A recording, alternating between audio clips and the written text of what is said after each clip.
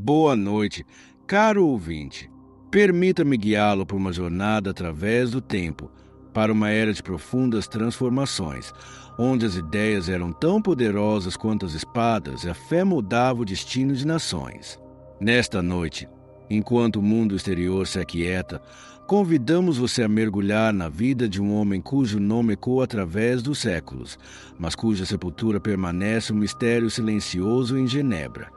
João Calvino. Um nome que evoca imagens de rigor, intelecto e uma influência inegável na história ocidental. Mas quem foi, de fato, esse homem? Qual a história por trás do reformador, do teólogo, do pensador que, com sua palavra e sua vida, ajudou a redefinir o curso da cristandade, por extensão, do mundo? Nossa narrativa não busca julgar, mas compreender.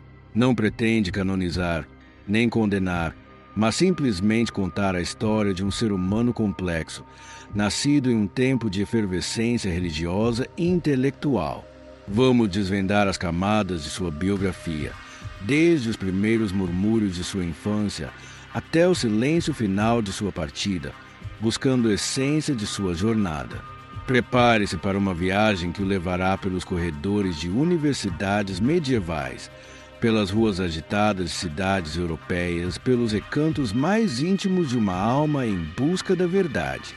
Que esta história, contada com a calma da noite, possa ser um convite à reflexão e ao descanso. Capítulo 1. O Menino de Noyon. Nossa história começa em um pequeno vilarejo na Picardia, no nordeste da França, chamado Noyon. Era o dia 10 de julho de 1509, quando Jean Calvin, que mais tarde seria conhecido como João Calvino, veio ao mundo.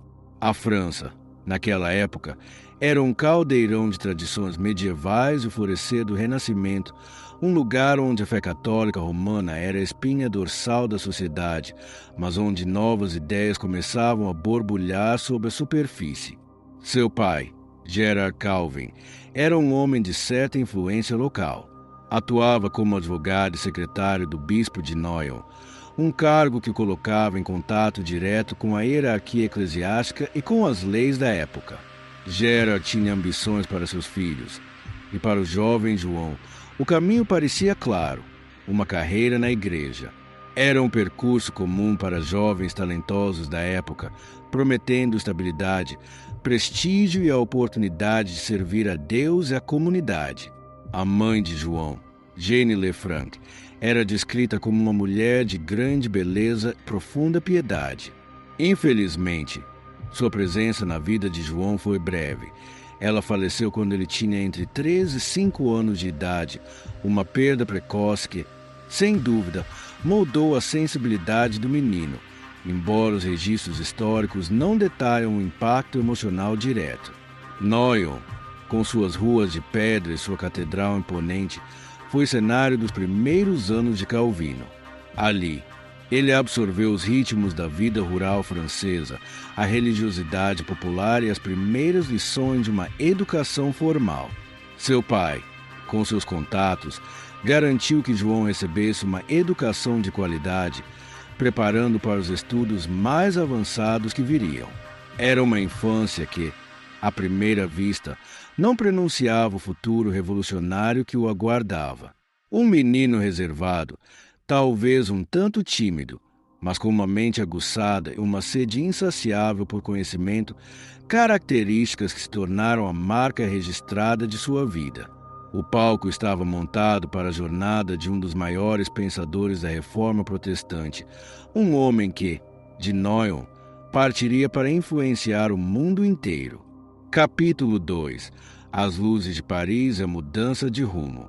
Aos 14 anos, uma idade em que muitos jovens de hoje ainda estão descobrindo o mundo, João Calvino deixou a tranquilidade de Noyon para a efervescência intelectual de Paris. Era o ano de 1523 e a capital francesa era um centro vibrante de aprendizado, onde as ideias do Renascimento italiano começavam a se chocar com as tradições escolásticas medievais. Calvino ingressou no College de La Marche, posteriormente no rigoroso College de Montaigu, uma instituição conhecida por sua disciplina severa e por ter sido frequentada por figuras como Erasmo de Roterdã, mais tarde, Inácio de Loyola. Lá, ele aprofundou seus estudos em latim, lógica e filosofia, absorvendo conhecimento que seria a base de sua futura obra. Seu pai, Gerard, que inicialmente o havia destinado à teologia, mudou de planos. Talvez percebendo as crescentes oportunidades no campo jurídico, ou talvez desiludido com a igreja, devido a disputas financeiras com o clero de Noyon, ele instruiu João a estudar direito. Assim, Calvino se transferiu para as universidades de Orleans e Bourges, renomadas por seus cursos jurídicos. Foi nesse período, entre 1528 e 1529, que ele mergulhou nos estudos de leis, um conhecimento que, embora não fosse sua paixão inicial, viria a ser fundamental para a estruturação lógica e sistemática de sua teologia. O direito o ensinou a argumentar, a organizar pensamentos e a construir um sistema coerente, habilidades que ele aplicaria magistralmente em suas institutas. Mas não foi apenas o direito que o cativou. Em Orleans e Bourges, Calvino também foi exposto ao humanismo jurídico, que enfatizava o retorno às fontes originais, não apenas do direito romano, mas também dos textos clássicos e, crucialmente, das escrituras sagradas em suas línguas originais. Esse contato com o humanismo, que valorizava a razão, a erudição e a análise crítica, plantou sementes de questionamento em sua mente. Ele começou a estudar grego e hebraico, buscando uma compreensão mais profunda dos textos bíblicos, para além das interpretações tradicionais da Igreja. O ano de 1533 marca um ponto de inflexão. Seu amigo, Nicolas Coppi, reitor da Universidade de Paris, proferiu um discurso de abertura do ano acadêmico que, embora cauteloso, continha ideias reformistas, ecoando os ensinamentos de Martinho Lutero e Erasmo. O discurso causou um alvoroço e Coppi, juntamente com Calvino, que provavelmente o ajudou a redigir o texto, foi forçado a fugir de Paris. Foi nesse período, ou talvez um pouco antes, que Calvino experimentou o que ele descreveria mais tarde como uma conversão súbita. Não foi uma revelação dramática, mas uma profunda e irresistível convicção de que a verdade de Deus estava nas Escrituras, de que a igreja precisava ser reformada de acordo com essa verdade. Ele sentiu que Deus havia subjugado seu coração e o havia chamado para um novo caminho. A partir desse momento, o jovem erudito, que antes buscava o prestígio acadêmico e eclesiástico, dedicaria sua vida à causa da reforma, mesmo que isso significasse viver como um fugitivo e enfrentar a oposição de poderosas instituições. Capítulo 3. O andarilho e as institutas. Após a fuga de Paris, a vida de João Calvino transformou-se em uma existência de andarilho.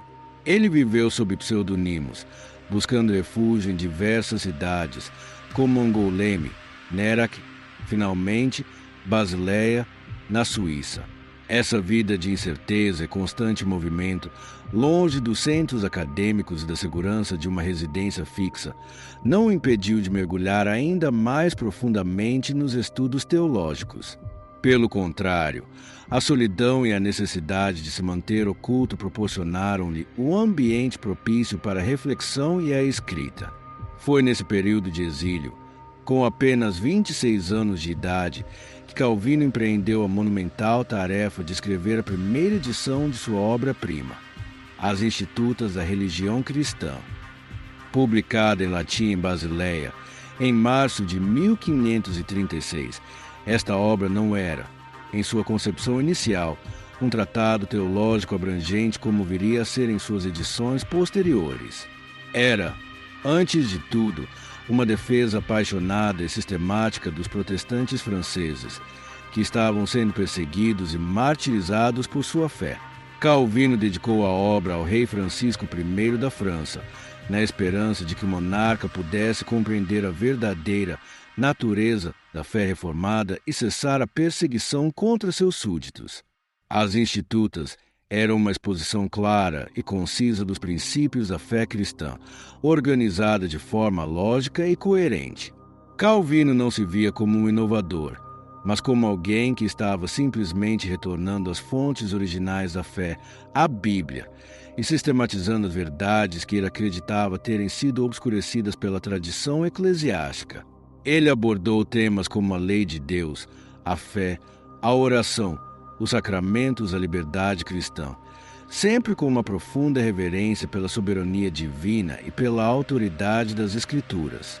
Embora a primeira edição fosse relativamente pequena, ela já demonstrava a mente brilhante e a capacidade de síntese de Calvino. Ele não apenas articulava a teologia reformada, mas também a defendia contra as acusações de heresia e anarquia. A obra rapidamente ganhou reconhecimento e se tornou um dos pilares da Reforma Protestante, influenciando gerações de teólogos e pensadores. Para o jovem andarilho, as institutas representavam não apenas um testemunho de sua fé, mas também um grito por justiça e um convite à verdade, lançado de seu refúgio para um mundo em tumulto. Ele não sabia, mas aquela obra seria o início de uma jornada que o levaria a um destino inesperado e a um confronto que mudaria para sempre o curso de sua vida. Capítulo 4. A noite que mudou tudo. No verão de 1536, João Calvino, ainda um jovem erudito e autor recém-reconhecido das institutas, planejava uma viagem tranquila para Estrasburgo, onde esperava encontrar um refúgio para seus estudos, uma comunidade mais receptiva às suas ideias. No entanto, devido aos conflitos entre Francisco I e Carlos V, que bloqueavam as rotas diretas, ele foi forçado a fazer um desvio. Esse desvio levou a Genebra, uma cidade que, sem que ele soubesse, estava prestes a se tornar o palco central de sua vida e obra. Genebra era, naquele momento, uma cidade em efervescência. Havia recentemente abraçado a Reforma Protestante, em grande parte devido aos esforços incansáveis de um pregador apaixonado e impetuoso chamado Guilherme Farel. Farel, um homem de voz poderosa e convicção inabalável, estava lutando para consolidar a reforma na cidade, que ainda era dividida por facções políticas e religiosas. Ao saber da presença de Calvino na cidade, Farel, que já conhecia a reputação do jovem teólogo e a profundidade de suas institutas, viu uma oportunidade divina. Calvino, por sua vez, não tinha intenção de permanecer em Genebra. Ele era um estudioso, um homem de livros, e desejava a tranquilidade de Estrasburgo para continuar seus escritos. Ele tentou recusar os apelos de Farel, explicando que preferia a vida de estudo e que não se sentia apto para a liderança pastoral em uma cidade tão tumultuada. Foi então que Farel, com uma intensidade que Calvino jamais esqueceria, proferiu palavras que ecoariam em sua alma.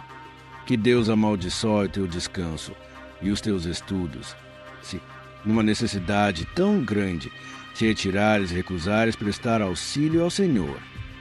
Essas palavras, proferidas com a autoridade de um profeta, atingiram Calvino profundamente. Ele sentiu a mão de Deus sobre si, uma convocação irresistível que o impelia a abandonar seus próprios planos e a se submeter à vontade divina. Era uma noite chuvosa e a tempestade exterior parecia espelhar a tempestade interior que se abatia sobre Calvino. Assim, relutantemente, João Calvino concordou em permanecer em Genebra. Seu primeiro período na cidade, de 1536 a 1538, foi marcado por desafios imensos. Ele e Farel tentaram implementar uma disciplina eclesiástica rigorosa, que incluía a excomunhão para aqueles que não se conformassem aos padrões morais e doutrinários da Igreja Reformada. A resistência foi feroz. Os libertinos, uma facção que defendia a liberdade individual e se opunha à autoridade eclesiástica, ganharam força no conselho da cidade. A tensão aumentou, culminando na Páscoa de 1538, quando Calvino e Farel se recusaram a administrar a ceia do Senhor aos cidadãos que consideravam indignos. A cidade estava em polvorosa E o conselho, em resposta, decidiu banir os 2 reformadores de Genebra. Calvino, o homem que havia sido forçado a ficar, foi agora forçado a partir. Mas, como veremos, essa partida não seria o fim, mas um prelúdio para um retorno triunfal e para a consolidação de seu legado. Capítulo 5. O exílio e a doce Estrasburgo. O banimento de Genebra, em 1538, poderia ter sido o fim da carreira de João Calvino como reformador. Para muitos, seria um sinal de fracasso, uma indicação de que seus métodos eram muito radicais ou que sua mensagem não era bem-vinda. No entanto, para Calvino, esse período de exílio se revelaria um dos mais frutíferos e formativos de sua vida. Ele encontrou refúgio em Estrasburgo, uma cidade imperial livre que, sob a liderança de reformadores como Martin Bucer e Wolfgang Capito, havia se tornado um centro vibrante do protestantismo e do humanismo. Em Estrasburgo, Calvino não era apenas um refugiado, mas um pastor respeitado. Ele assumiu a liderança da Congregação de Refugiados Franceses, onde pôde aplicar suas ideias sobre a disciplina eclesiástica e a liturgia de uma forma mais orgânica e menos conflituosa do que em Genebra. Foi em Estrasburgo que ele desenvolveu o que se tornaria o modelo para muitas igrejas reformadas, com ênfase na pregação expositiva, no canto congregacional de salmos e na celebração regular da ceia do Senhor. Ele também revisou e expandiu significativamente suas institutas, transformando o pequeno manual de 1536 em uma obra teológica mais abrangente e sistemática. Mas Estrasburgo não foi apenas um período de amadurecimento teológico e pastoral. Foi também onde Calvino encontrou a paz e a felicidade pessoal. Em 1540, ele se casou com Idelete de Bury, uma viúva de um anabatista que ele havia convertido. Idelete já tinha filhos de seu casamento anterior, e Calvino a aceitou com amor e carinho. O casamento foi descrito como uma união feliz e harmoniosa. Calvino, que era naturalmente reservado e austero, encontrou em Idelete uma companheira leal e afetuosa, que o apoiava em seu ministério e compartilhava de suas alegrias e tristezas. Ele a chamava de a melhor companheira da minha vida, e sua morte, 9 anos depois, o deixaria profundamente abalado. A vida em Estrasburgo, com seu ambiente acadêmico estimulante, sua comunidade acolhedora e a presença de Idelete, proporcionou a Calvino um período de relativa tranquilidade e crescimento pessoal, preparando para os desafios ainda maiores que o aguardavam em Genebra. Capítulo 6. O retorno e a construção de uma nova cidade. Enquanto Calvino desfrutava de relativa paz e produtividade em Estrasburgo, Genebra mergulhava no caos. A ausência de Farel e Calvino deixou um vácuo de liderança, e a cidade, dividida por facções e sem uma direção clara, viu sua disciplina moral e eclesiástica desmoronar. Os libertinos e outros oponentes da reforma ganharam terreno, e a ordem social e religiosa que Calvino e Farel haviam tentado estabelecer se desfez. A situação tornou-se tão precária que, em 1541, o Conselho da cidade de Genebra, em um ato de desespero e reconhecimento de seu erro, enviou uma delegação a Estrasburgo, implorando para que João Calvino retornasse. Calvino, inicialmente, hesitou. As lembranças do banimento e da hostilidade que enfrentou em Genebra ainda eram vívidas. Ele via a cidade como um lugar de tormento e ingratidão. No entanto, após muita oração, persuasão de amigos como Bucer e a convicção de que era a vontade de Deus, ele concordou em retornar. Em 13 de setembro de 1541, João Calvino fez seu retorno triunfal a Genebra, não como um fugitivo, mas como um líder aclamado, embora ainda com a consciência pesada dos desafios que o aguardavam. Seu retorno marcou o início de um período de intensa atividade e transformação para Genebra. Calvino, agora com mais experiência e autoridade, imediatamente começou a trabalhar na organização da igreja e da sociedade. Ele elaborou as ordenanças eclesiásticas, um conjunto de leis que estabelecia a estrutura da igreja, os deveres dos pastores, doutores, presbíteros e diáconos e um sistema de disciplina eclesiástica. O objetivo era criar uma cidade de Deus na terra, onde a vida de cada cidadão fosse regida pelos princípios da fé cristã. Essa visão, no entanto, não foi implementada sem resistência.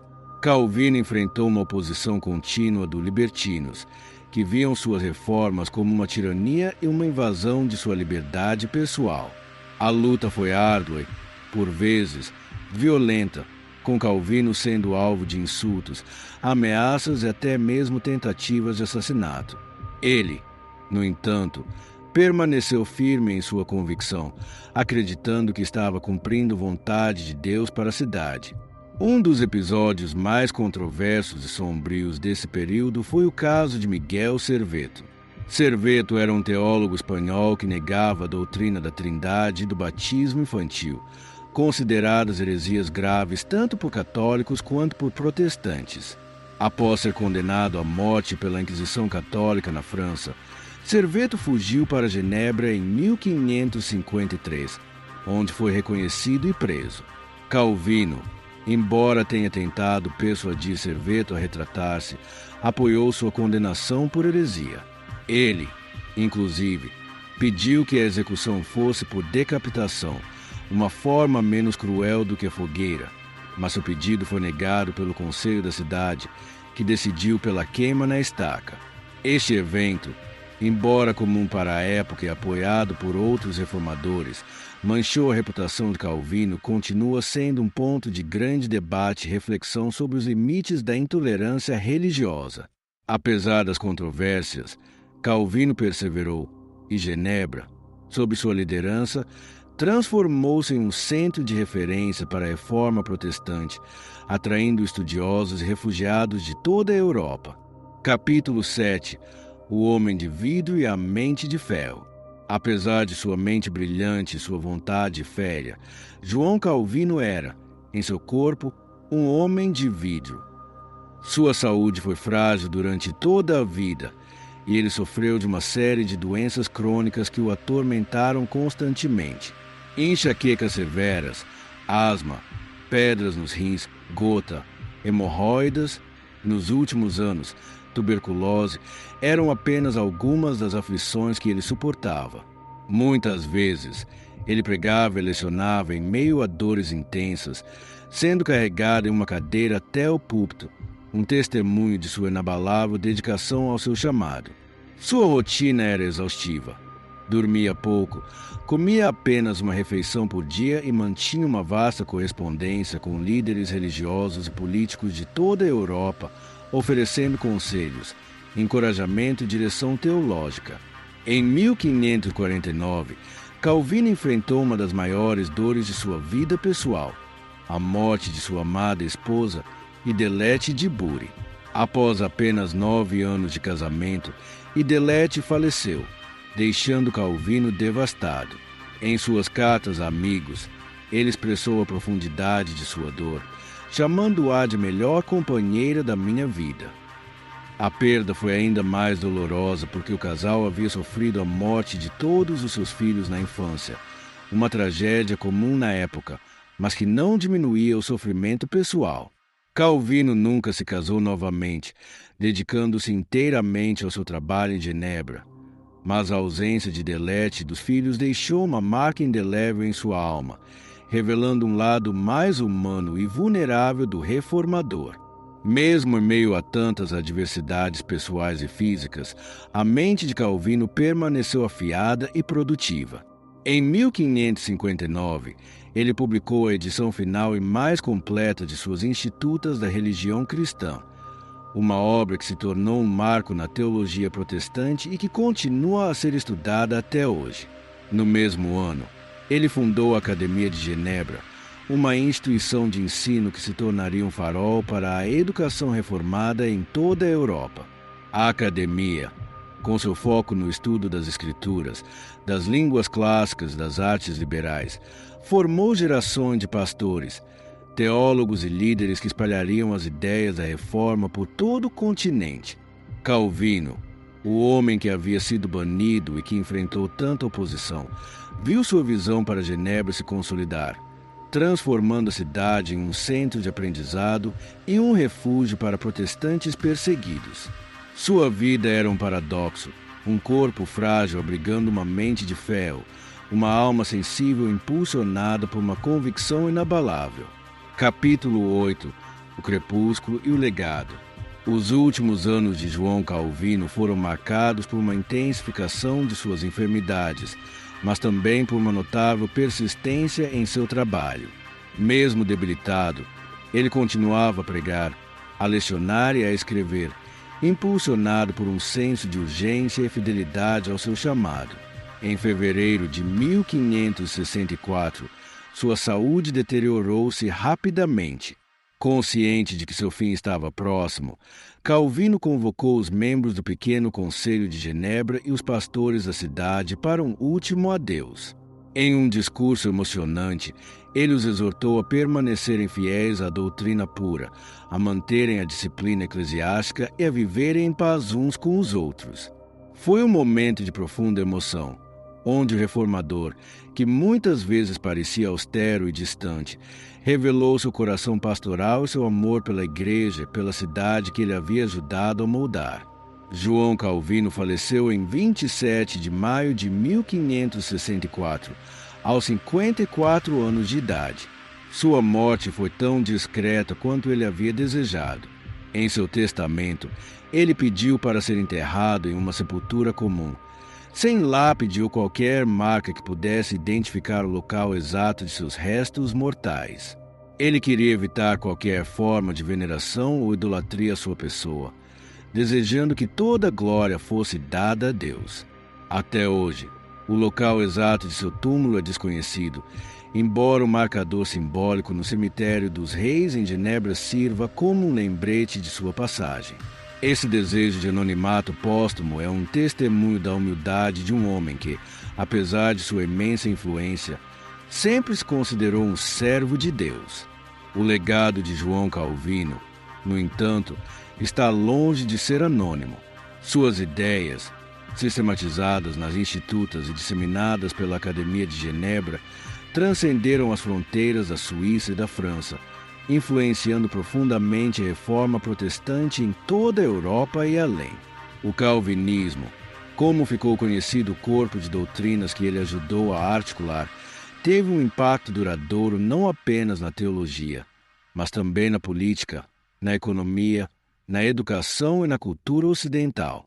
Desde a ética do trabalho protestante até a formação de governos representativos, a influência de Calvino pode ser rastreada em diversos aspectos da modernidade. Assim, encerramos nossa jornada pela vida de João Calvino, do menino de Noyon ao andarilho, do erudito ao reformador, do marido enlutado ao líder incansável. Sua história é um mosaico de fé, intelecto, luta e dedicação. Ele foi um homem de seu tempo, com as virtudes e as falhas que isso implica, mas sua busca incessante pela verdade e sua paixão pela glória de Deus deixaram uma marca indelével na história da humanidade. Que sua história, contada nesta noite tranquila, possa inspirar a reflexão e a compreensão, e que o eco de sua voz silenciosa continue a ressoar em nossos corações e mentes.